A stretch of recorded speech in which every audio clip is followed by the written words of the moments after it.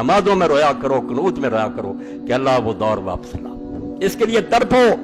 میری تقریروں کا ماں حاصل یہ ہے، ورنہ میں کوئی امام حسین اور یزید کی باتیں نہیں کرتا، وہ گزر گئے، مگر اس سے سبق لیتا ہوں کہ خلافت اسلامیہ کو چھری پھیر دی، آزادی کا گلا گونج دیا گیا، کسی کو بولنے نہیں دیا گیا۔ خوف اور طمع دو گاٹیاں جہاں توحید پر چھری چلتی، ایک موحد کہتا رہتا میں اللہ کو مانتا ہوں، ڈراوا آیا ڈر گیا، توحید ختم ہو گئی، لالچ ملا چھوڑ گیا، بک گئے لوگ، ضمیر جو تھے فروخت کرتے، اپنا علم بیچ دیا، کرم بیچ دیا، بیچ رہے ہیں لوگ، روز کارم دیکھ رہے ہیں، بے ایمان ہو گئے، پڑھے لکھے بک جائیں۔ وہ اس کو دانائی سمجھتے ہیں کہ وقت کا ساتھ دو زمینی حقائق کا۔ اب دین چیختا رہتا ہے کہ مسلط پسندی شرک ہے، نہ دیکھو کہ حالات کیا ہے، حق کا ساتھ، مگر حق کا ساتھ نہیں دیتے، طاقت کا دیتے، طاقت کس۔ یہ بہت عمدہ تصویر ہے کہ حضرت معاذ ابن جبل رضی اللہ تعالیٰ رسول کریم علیہ السلام کے اصحاب نے سے بہت علم والے، یمن کا گورنر آپ نے بنایا، قاضی بنایا، ایک صفحہ سننے حضور کی محنت اور برباد جو ہوئی اور اب تک ہے وہ بتانے کی ضرورت نہیں کہ ہمارے پاس اس کا کچھ نہیں رہا۔ حضرت معاذ رضی اللہ کی تصریح اور اسلامی خلافت کی اصلی تصویر قابل غور ہے۔ 157 158 سوال۔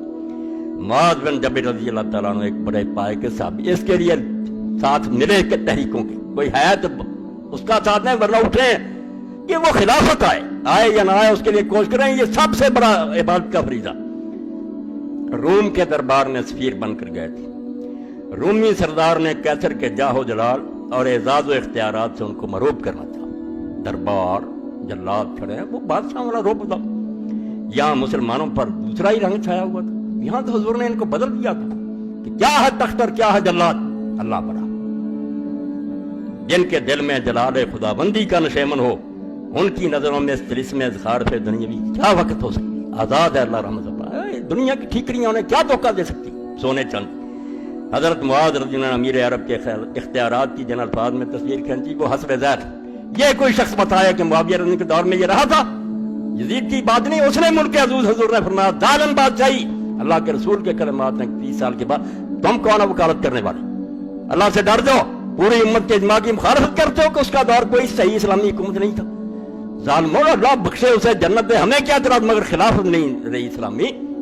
تو حضرت معاذ نے امیر عرب کے اختیارات کی جن الفاظ میں تصویر کھینچی حسب ذات، فتوح شام ازدی سے نقل کیا، آپ نے کیسے بتایا کہ ہماری حکومت کیا ہے جو رسول اللہ نے ہمیں دی ہے، امیرنا منا رجل منا، کہ جو ہمارا امیر ہے وہ ہم سے کوئی الگ ہستی نہیں ہے، ہم میں سے ایک عام آدمی ہے۔ ان عامل فینا بکتاب دین ربنا و سنت نبینا قررنا علیہ، اگر وہ اللہ کی کتاب کے مطابق چلے گا اور ہمارے نبی کی سنت کے مطابق اس کا حکومت طرز عمل ہوگا، ہم اس کو حکومت پر برقرار رکھیں گے۔ وَإِنْ عَمِلَ بِغَيْرِ ذَلِكَ ضَلَّ عَنْهَا، اگر اس سے ہٹے گا کان پکڑ کر اتار دیں گے، یہ چھن گیا، یہ نہیں رہا اختیار آپ کے پاس، نہ اس وقت آپ بھی 14 سال گزر گئے، نہیں اپنی مرضی سے کوئی آتا کوئی دوسرا زبردستی اس کو اتار دے، ورنہ چھوڑتا نہیں۔ امت کے پاس سے عدل و نصب کا اختیار چھن گیا کہ مسلمان اپنی مرضی سے کسے لائیں اور جب ناپسند کریں چلتا کریں۔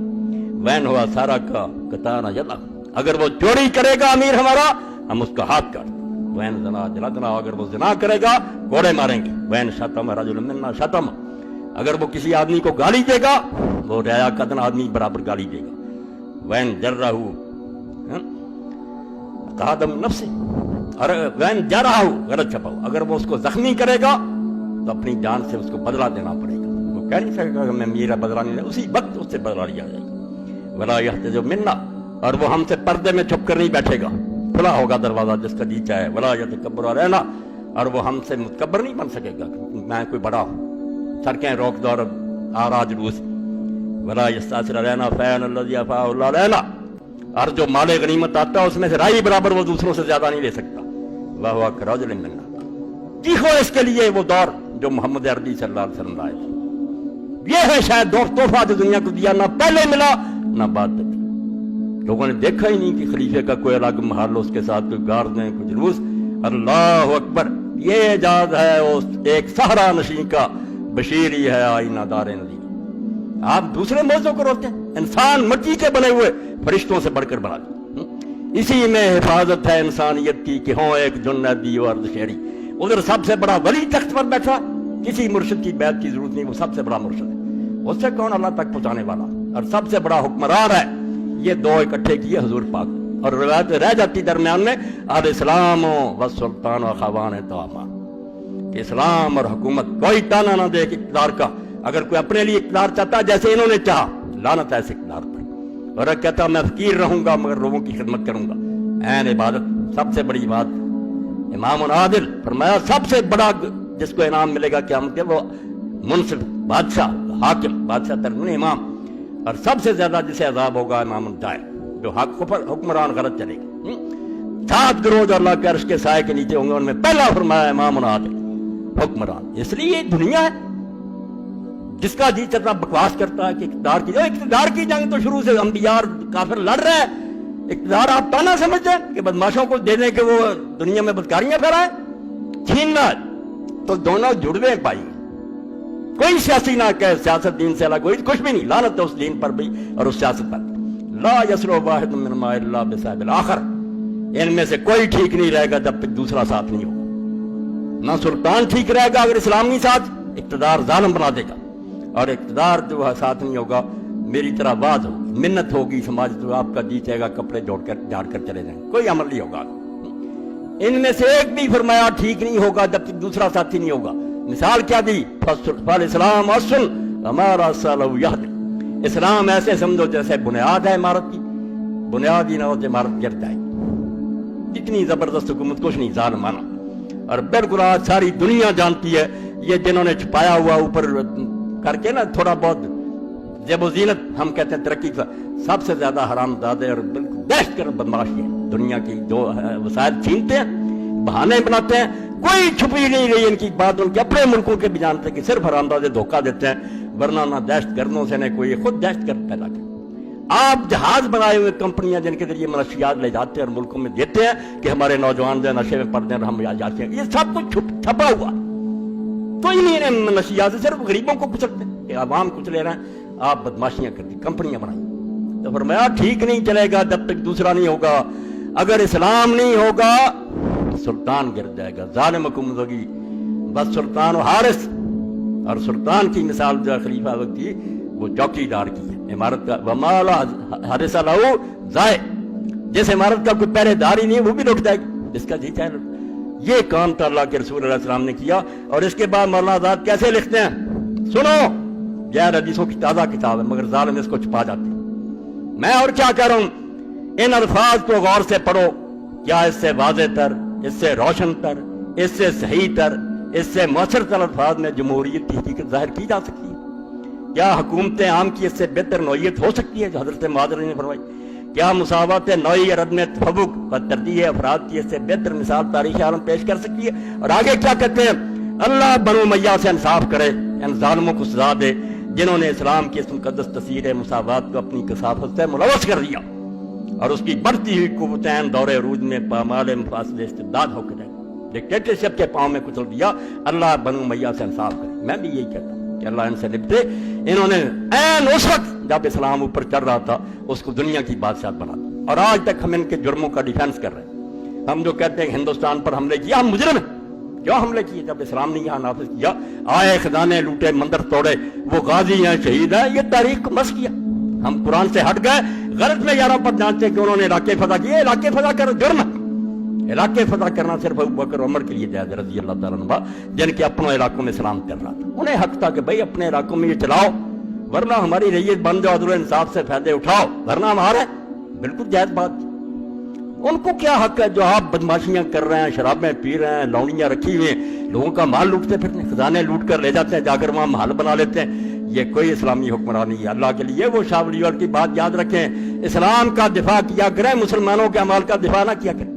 بڑھ کر کافروں سے آپ اعتراض کریں کہ یہ ہمارے بادشاہ ظلم کرتے ہیں، تاکہ کافروں کو پتہ چلے کہ یہ عادل امت ہے، نیک امت ہے جو صحیح کو صحیح کہتی، غلط کو غلط کہتی. ہم خواہ وکیل بننا کہ جس ظالم نے بھی لوگوں کے علاقے چھینے وہ بڑا غازی تھا، بڑا شہید تھا. کیا غازی اور شہید تھا جب اسے علاقے میں اسلام نہیں جاری کیا، ایک مدرسہ نہیں بنایا، کوئی کاتب نہیں کھولے، دولت لوٹی ہے چلے گی. میں نے اشارہ کر دیا، اس سے ساری تاریخ کو سمجھ لیا. ہم ایسے حکمرانوں کو کوئی صحیح حکمران نہیں مانتے جو صرف حبس ملک گیری میں مبتلا تھے. ملک چھینو، ان کو ایک بھوک لگ گئی تھی کہ ان کو سیر نہیں ہوتے تھے، وہ کھاتے جاتے تھے دنیا کے ملک. حکمران وہ ہیں جو فقیر اور درویش تھے.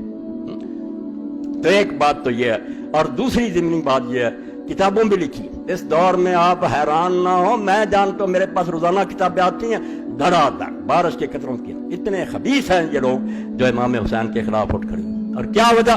حکومتوں نے انہیں کھڑا کیا، انہیں گرانٹ ملتی ہے، حکومت ان کی پشت بنائی کرتی ہے، وہ کہتے ہیں اگر حسین جیسی ذہنیت لوگوں میں پیدا ہو گئی کہ بروں کو اتار دو تو لوگ تو اٹھ کھڑے ہوں، ان کو سنا دو۔ کہ لوگ انہیں روکتے تھے، یاروں نے غلطی کی، وہ نہیں مانے کسی کی نصیحت، خواہ مخواہ آ گئے۔